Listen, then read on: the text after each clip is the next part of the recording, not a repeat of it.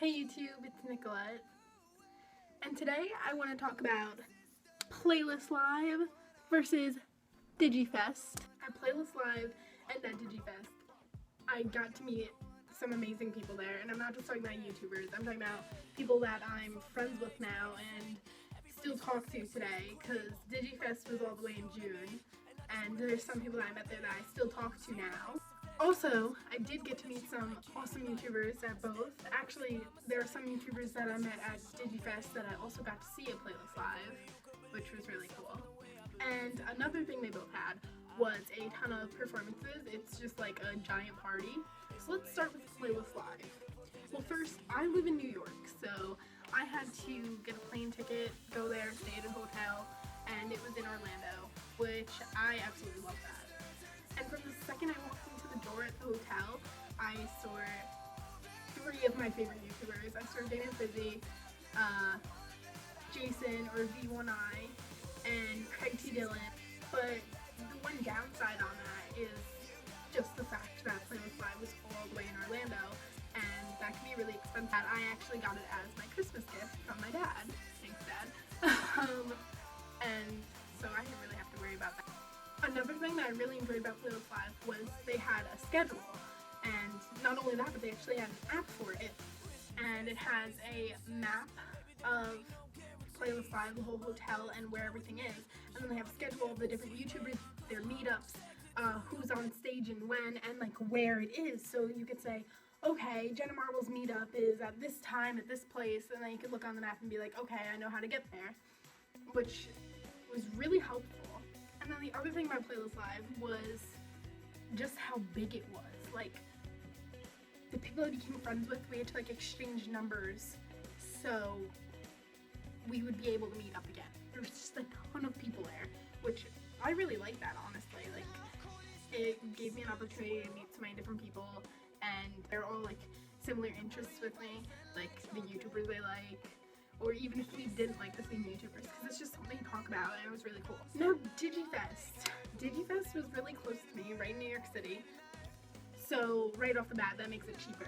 That I also didn't have to pay for that, because my dad paid for it.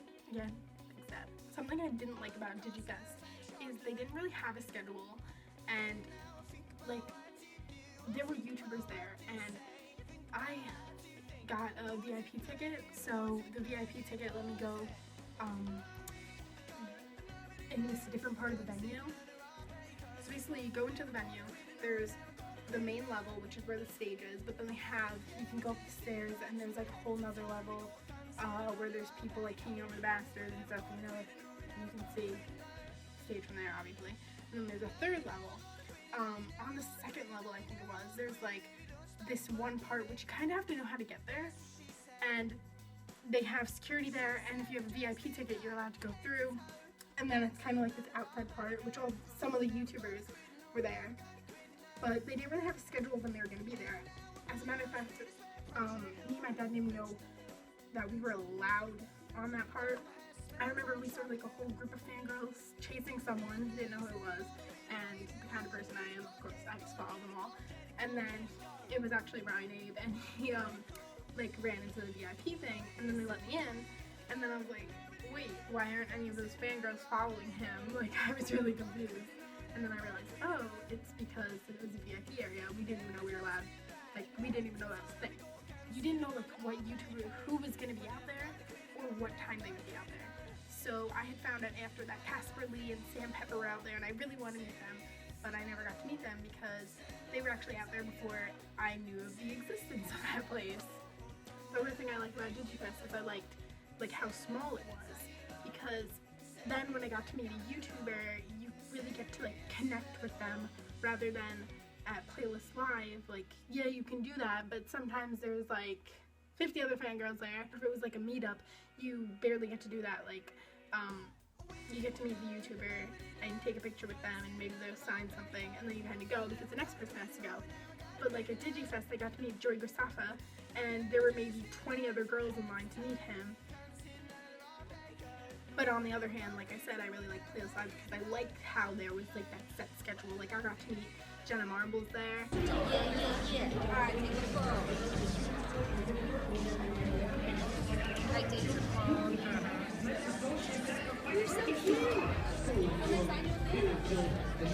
Another difference between both of them is that at Playlist Live and Digifest, there's different kinds of YouTubers that go there. At Playlist Live, they were kind of bigger YouTubers, like Jenna Marbles went there, but then at Digifest, it's more of like the YouTubers that like perform, because Digifest was like a concert. I personally had to choose between Playlist Live and Digifest. I would probably go with Playlist Live for me, because I liked that it was 3 days long. I really enjoyed traveling and stuff, and for the YouTubers that I like, it's just, it would be better for me to go there.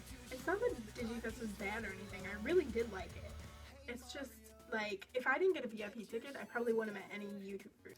Also, I feel like Playlist Live is a cool thing that your parents can go to, which sounds a little weird, but Digifest, it's like a concert. You're in there, it's really dark. You can't really hear anything because of all the noise, which that's not a bad thing. I'm not saying that's bad. But at Playlist Live, they have like a parent lounge. The first day, the business day, my dad loved that. He may have even enjoyed it more than I did, because there's different panels and stuff you can go to, and he just had, like, he didn't really understand YouTube before that, and then after he got through all these panels, like, I think he really got a better understanding of why I enjoy YouTube so much. At Playlist Live, everyone gets one of these, and like your magic ticket everywhere. And then at Digifest, you get something like this, which I actually got mine signed by Acacia and Chase, and on the other side, kind of fading, but JC Kaylin. And just a few things I got signed at Playlist was phone case signed by Demon Fizzy, and this little poster thing signed by Jenna Marbles. And here's some pictures I took at Playlist Live.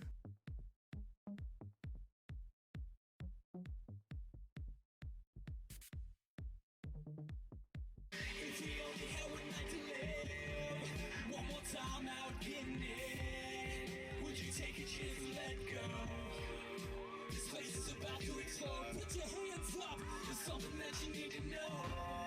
Tonight's far from the usual. Everybody, let's go. This place is about to explode. What's up, Playlist Live? How you guys doing? And here's some pictures I took at Digifest. Want to get one little twerking right now?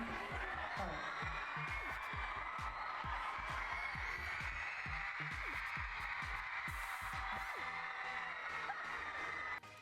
Anyway though, if you've been to one or if you've been to both, leave in the comments what you thought of them and whether or not you liked them or which one you liked more. Also, don't forget to like this video, share it with your friends, and most importantly, subscribe.